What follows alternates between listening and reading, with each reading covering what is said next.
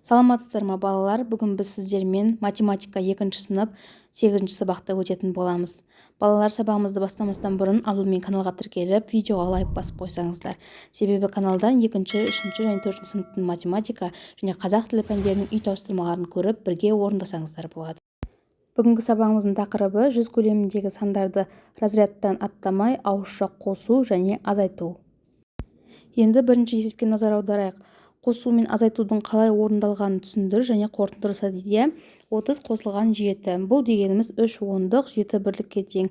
Яғни 3 ондық 7 бірлік дегеніміз 37-ге тең екен.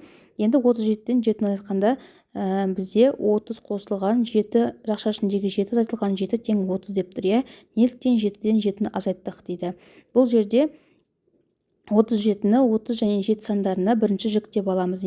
Одан кейін біз бұл жерде бірліктен бірлікті азайтамыз. Яғни бізде 30 ондық болып тұр ғой, ал 7 мен 2 7 бұл жерде бірлік болып тұр. Сол себепті біз осы бірліктен бірлікті азайтып, оған 30 сан қосамыз. Сонда 7-тен 7-ні азайтсақ 0 болады, 30-ға 0-ді қоссақ 30 болады екен.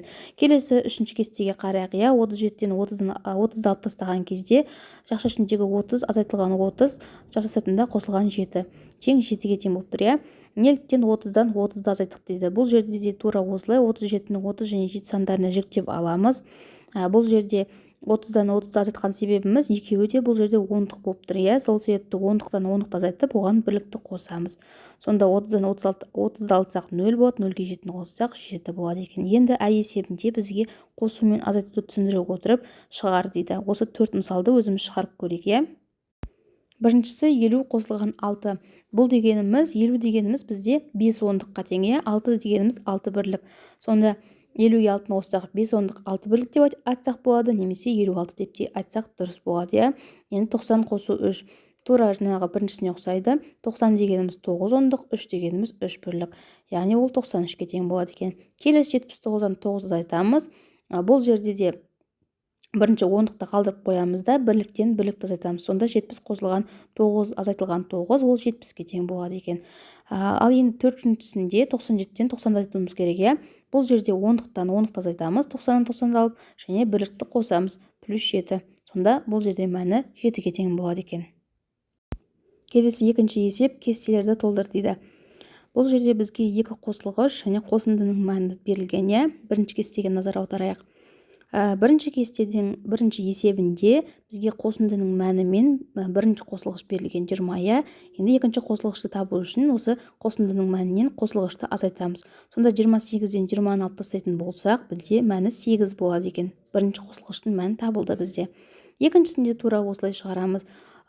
Бізге енді бұл жерде қосындының мәнін табу керек. Сол үшін біз екі қосылғышты бір-біріне қосамыз. 30-ға 5-ті қоссақ 35 болады екен. Келесі қосындының мәнін табу үшін біз қосылғышты азайтамыз. 99-дан 9-ды алсақ 90-ға тең болады екен. Енді екінші кесте бұл жерде азайғыш, азайтқыш және айырманың мәні берілген. Біріншісіне назар аударайық. Азайғыштан азайтқышты алып тастасақ, айырманың мәніне тең болады. Сонда 56-тан 6-ны алсақ 50-ге тең. Екінші бізге айырманың мәні берілген және азайғыш белгілі. 83-тен 80-ді алсақ 3-ке тең болады екен. Үшіншісінде бізде азайғыш табу үшін 70-ге 2-ні қосамыз, сонда 72-ге тең болады екен. Үшінші есепте теңдеулерді құр, оларды шеш дейді. Асында белгісіз сан мен 2-нің қосындысының мәні 32-ге тең дейді. Бұл жерде белгісіз дегенімізді, яғни біз x деп алып теңдеу құрамыз. Сонда x қосылған 2 ол тең 32-ге болады. Енді әрі қарай теңдеуді шығарайық. X тең деймізде 32-ден 2-ні аламыз. Сонда x-тің мәні 30-ға тең болады. Енді тексеріп орнына қоятын болсақ, 30 қосылған 2 ол 32-ге тең. Сонда 32 тең 32 болады. Екінші әсінде 70 саны белгісіз саннан 3-ке кем дейді. Сонда ол жерде x азайтылған 70 тең 3 болады екен. Ары қарай теңдеуді шығарайық. X тең 3 қосылған 70, x тең 73-ке, x-тің мәні 73-ке тең. Яғни енді орнына қойып тексеретін болсақ, x-ті орнына қояйық. 73-тен азайтамыз 70-ті, сонда 3-ке тең болады. Яғни 3 тең 3. Келесі бысында белгісіз сан 56-дан 6-ға кем дейді. Яғни 56 азайтылған x тең 6. Ары қарай теңдеуді шығарайық.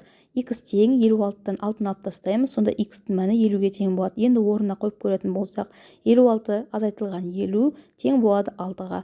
6 тең 6. Төртінші есеп теңдік тура болатындай етіп жақшалар қой дейді. 4 азайтылған 1 қосылған 2 тең 1-ге тең болу керек, иә? Сонда жақшаны біз 1 мен 2-ның 1 қосылған 2-ге қоямыз. Сонда 4-тен азайтсақ 3-ті 1-ге тең болады. Екіншісінде 6-тан 3-ті аламыз, 3 болады, 3-тен 2-ні алсақ 1-ге тең болады. Сонда 6 мен 3-ге жақша қоямыз. Үшіншісінде 8-ден азайтамыз, 5 қосылған 1-ді 5 пен 1-ге жақша қоямыз. Сонда жақшаның іші 6-ға тең болады. 8-ден 6-ны алсақ 2-ге тең болады. Әрі қарай 5-ші есепті шығар. Айжан 15 мысал, ал Әсел одан 5 мысал кем шығарды.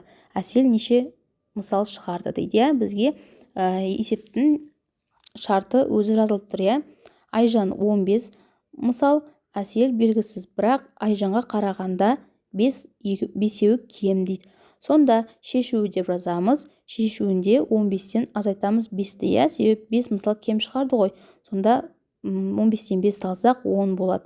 Сонда жауабы Әсел 10 мысал шығарды. Келесі 6-шы есеп тура теңдік шығатындай етіп шаршының орнына, яғни санды қой дейді. Біріншісінде 10-ға бір белгілі бір санды қосқан кезде 70 шығу керек, иә? Ол үшін біз осы қосындының мәнінен қосылғышты азайтып тастаймыз. 70-тен 10-ды аламыз, 60 болады. Сонда біріншісі 60-ға тең. Екіншісі 100-ден 40-ты аламыз, мәні 60-қа тең болады екен.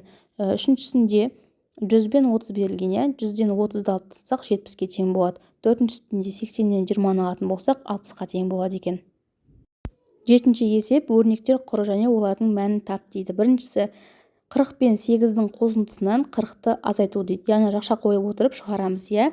Бірінші 40 пен 8-ді қосып, одан алып тастаймыз 40-ты. 40-қа 8-ді қоссақ 48, 48-ден 40-ты алатын болсақ, мәні 8-ге тең болады.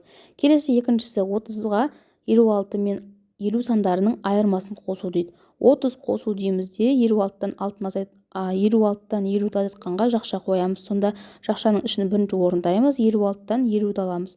Ол 6-ға тең болады. Енді 30-ға 6-ны қоссақ 36-ға тең болады.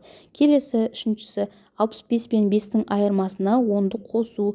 Жақшаға аламыз 65 пен 5-ті, ал 10-ды оған қосамыз. Сонда 65-тен 5-ті азайтатын болсақ 60-қа тең болады. 60-қа 10-ды қоссақ 70-ге тең болады. Төртіншісі 20 мен 60 сандарының қосындысына 9-ды қосу. Жақшаны 20 мен 60-ның қосындысына қоямыз. 20-ға 60-ды қоссақ 80, 80-ге 9-ды қоссақ 89-ға тең болады екен. Тура осылай дәптерге көшіріп жазамыз. Соңғы есеп 8-ші есеп. Кім жылдам? Жасырынған сандарды анықта және оқы дейді. Бізге О, З, Т, яғни әріптер берілген, иә? Сол әріптердің ішінен біз сандарды анықтауымыз керек. Бірінші сан 30 болады, екінші сан 40, үшінші сан 60-қа тең. Міне балалар, осымен бүгінгі біздің сабағымыз аяқталды. Келесі сабақтарды жоғалтып алмас үшін каналға тіркеліп, осы видеоға лайк басуды ұмытпайық балалар, иә? Сау болыңыздар.